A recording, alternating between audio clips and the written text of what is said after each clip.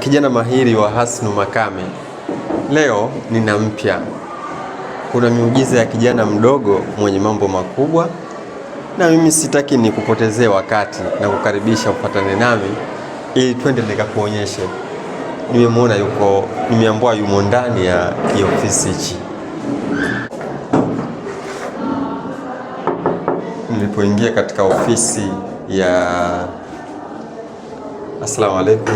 Waalaikum salam. Habari yako? Nzuri. Naona unajisomea. Unasoma somo gani sasa hivi? Biology.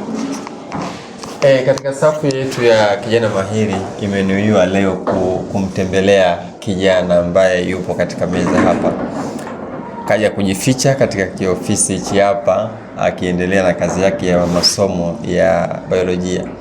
Kwa umri anaonekana kabisa ni mdogo, lakini ana mambo makubwa ambayo hata wewe ungefaa kuyajua. Tuambie, unaitwa nani? Kwa majina naitwa Hairat Ali Isa, ni mwanafunzi kutokea kidato cha pili katika shule Hasnu Makame Secondary. Wewe unasoma form 2? Yeah. Habari ya masomo? Nzuri. Kilichonifanya leo nije katika ofisi hii na kuja kukutembelea ni kipaji chako mahiri cha usomaji wa mashairi, na kimekuwa kikinivutia mimi kwa sababu mimi ni mpenzi wa mashairi pia. Lakini nataka utuambie kwanza kihistoria, usomaji wa mashairi ulianza ukiwa darasa gani na wapi? Historia, usomaji wa mashairi nimeanza darasa la 4 nikiwa na umri wa miaka 8 katika shule ya Muyuni, ambapo nilikuwa nashiriki mashindano ya elimu bila malipo, matamasha tofauti tofauti katika mabaraza ya watoto, elimu bila malipo. Sana. Na wakati huo ulikuwa na miaka 8. Sasa hivi uko form 2 na miaka mingapi? Miaka 12, mwezi wa 11 natimiza miaka 13. Mtazamaji, endelea kufaidi mazuri zaidi kutoka kwa Hairat ambaye nimekwambia ni moja kati ya vipaji vikubwa sana katika skuli hii ya sekondari ya Hasnu Makame. Ni kijana ambaye namkubali mimi.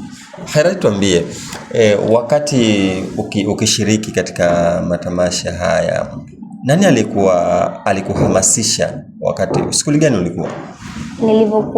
Nilikuwa skuli ya Muyuni. Nani alikupa hamasa ya kusoma utenzi? Mwanzoni nilikuwa naishi na bibi, baadaye nikawa naishi na dada. Dada yangu alikuwa naye pia mpenzi wa mambo ya mashairi. Kwa hiyo akawa ananihamasisha na ananifundisha. Shuleni zikitokea opportunities nachaguliwa. Kulikuwa na madam wangu pia alikuwa naye pia ananihamasisha katika mambo ya mashairi. Anaitwa Madam Rahma. Pale skuli ya Muyuni. Yeah. Na ulipasi michipuo skuli ya Muyuni? Ndio. Na ukajiunga na Hasnu Makame. Yeah. Vipi baada ya kufika Hasnu Makame, kwa nini uliamua kuendeleza kipaji chako na usijikite zaidi katika masomo? Au kwa lugha nyepesi nikuulize, masomo na kazi hizi za utenzi haziathiri masomo yako? Hapana. Kwa nini? Kazi za mashairi haziathiri masomo yangu. Ndio. Kwa sababu kipindi ni kujiwekea tu muda wa masomo, kupanga ratiba yako vizuri. Ndiyo. Kwa hiyo kwa upande fulani hauathiri masomo yangu. Ndiyo. Kwa sababu napanga ratiba zangu vizuri. Ndiyo. Na badala ya kuja katika shule ya Hasnu Makame nimeamua kuendeleza kipaji changu kwa sababu kuna faida nyingi. Hebu tutajie baadhi ya faida ambazo unazipata kupitia mashairi. Badala ya kuamua kuendeleza kipaji changu cha mashairi, nimepata faida nyingi kwa sababu najikuta nakamata pesa ambazo sijawahi, nilikuwa naona kitu kikubwa, kitu cha gharama kwangu, lakini sasa hivi kawaida. Imekuwa kawaida. Kwa hiyo umeshaanza kuzizoea pesa. Wewe umesoma miaka 12. Mtazamaji, nafikiri unapata faida kutoka kwa Hairat. Kwa hiyo umekuwa ukipata show mbalimbali kutoka za kusoma mashairi. Tuambie show yako ya kwanza wakati upo skuli ya sekondari Hasnu Makame ambayo umeanza kuifanya. Show yangu ya kwanza katika shule ya Hasnu Makame ni siku ya Muungano. Aha. Ilikuwepo hapo au sehemu? Ilikuwepo hapo. Wageni mbalimbali walikuja na niliperform vizuri. Ulijiamini? Ndio. Hofu vipi? Wakati unapoanza kuperform na watu wapo wanakutazama, hali inakuwaje? Kiupande fulani hali inakuwa ngumu, lakini confidence inatakikana. Hivyo kujiamini. Ndio. Mwisho unakuwa unazoea. Kila kazi haikosi changamoto.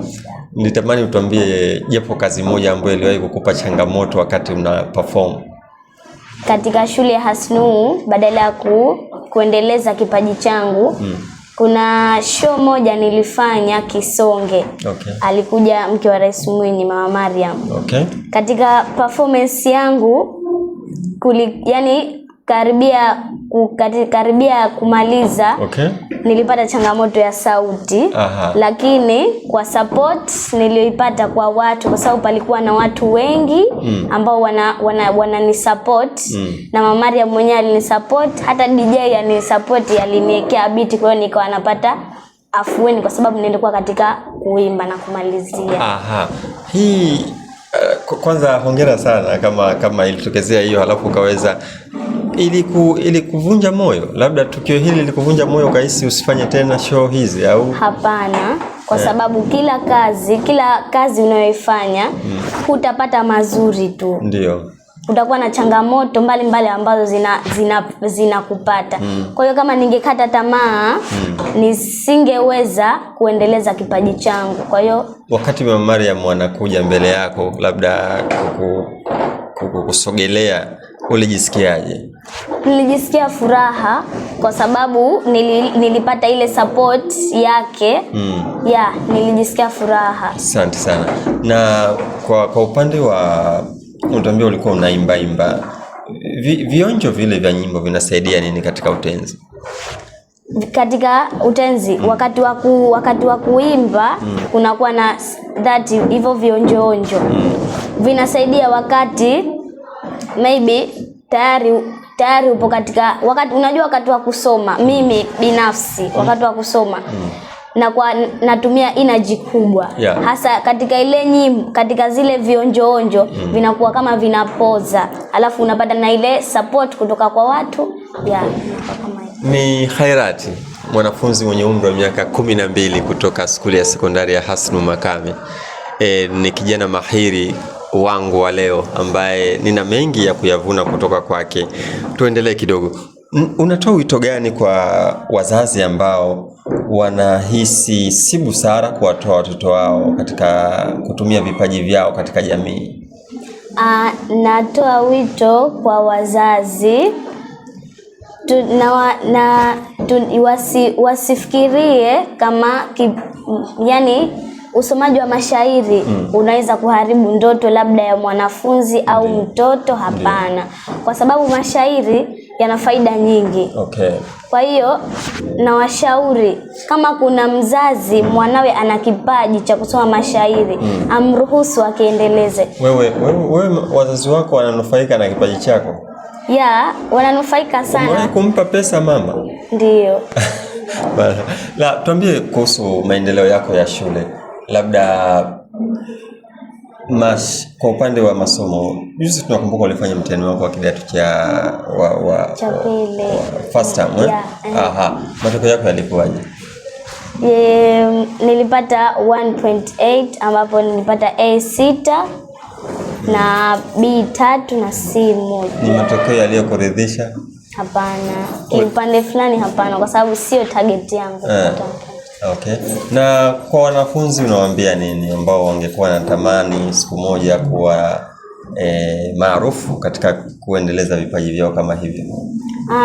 Wasikate tamaa. Kwa sababu wakikata tamaa hawezi kuendeleza vipaji vyao. Wasikate tamaa na waendelee kuwa na subra. Nafikiri kwa dakika chache ambazo nimeongea na Khairati umepata kitu muhimu. Na mimi nisingependa ni msumbue zaidi, kwa sababu nimemkuta na kitabu cha biology na kisoma mwenyewe. ambacho bila shaka ndio lengo kuu ambacho limemleta hapa. Nitamani sana atusomee japo beti moja tusikie sauti yake. Japo beti moja tu, hamna?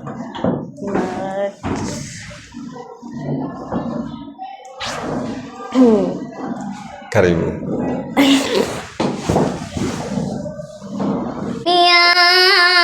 Enyi hadhira jamia, kwa mila za asilia wazee walitwambia, shikamo na watolea, kuitikia ni vyema. Asante sana, asante sana. Ni nani role model wako wa usomaji wa mashairi? Mtu gani anakuvutia zaidi? Kabla ya kuja hapa nilikuwa mimi mwenyewe, lakini badala ya kuja hapa katika shule ya Hasnu Makame, anayenivutia dada Yusra Makame. Kwa hiyo napenda kumuiga kwa sababu anakufunza. Yeah. Aha. Kwa hiyo unakuwa unavutika na namna anavyofanya. Asante sana. Ungetamani kuwa mlisi wake? Ndio. Mtazamaji, ni Khairati. Hadi muda mwingine, kijana mahiri wa Hasnu Makame leo alikuwa ni Khairati. Miaka 12, kidato cha pili. Kichwa makini sana, mwenye kipaji cha usomaji wa mashairi. Nashukuru kwa kunisikiliza na kutakia usiku mwema.